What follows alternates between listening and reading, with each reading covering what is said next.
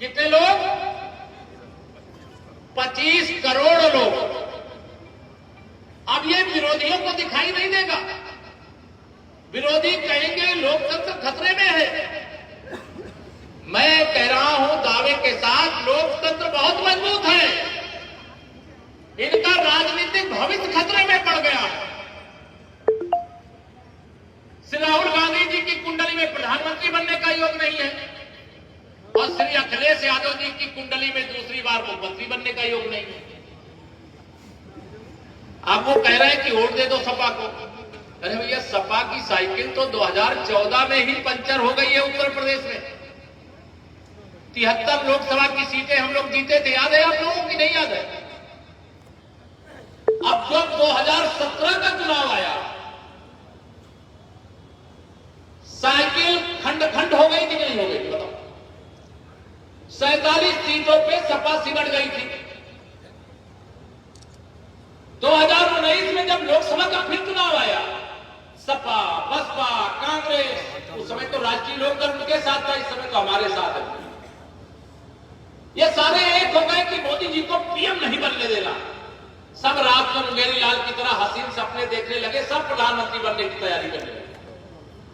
लेकिन जब देश की जनता माननीय नरेंद्र मोदी जी को, उत्तर प्रदेश की जनता माननीय नरेंद्र मोदी जी को भारत का प्रधानमंत्री बनाना चाहती थी, ये भ्रष्ट नेता, गुंडों के सरदार, माफियाओं के संरक्षक, दंगा कराने वाली, दंगाइयों का संरक्षण करने वाली पार्टियां माननीय मोदी जी को पीएम बनने से रोक पाएंगी क्या? फिर इस बार इन्होंने तैयारी किया, एक इंडी गठबंधन बनाया और उस इंडी गठबंधन में सपा और कांग्रेस इस समय उत्तर प्रदेश में मिली हुई।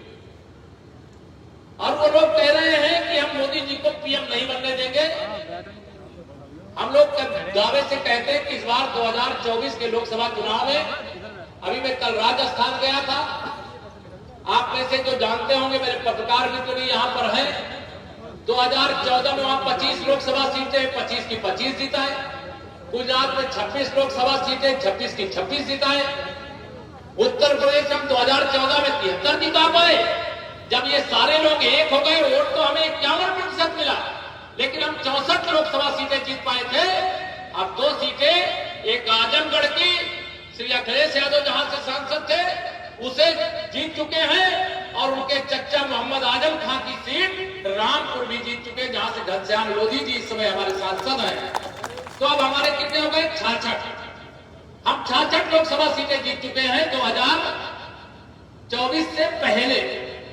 अब 2024 के लोकसभा चुनाव में हम लोग 80 में से 80 लोकसभा सीटें जीतना चाहते हैं, और इसलिए जीतना चाहते हैं कि देश को 5 साल नहीं 100 साल आगे ले जाना है। हमें भ्रष्टाचार मुक्त भारत बनाना है, गरीबी मुक्त भारत बनाना है। हमें 3 करोड़ महिलाओं को लखपति दीदी बनाना है।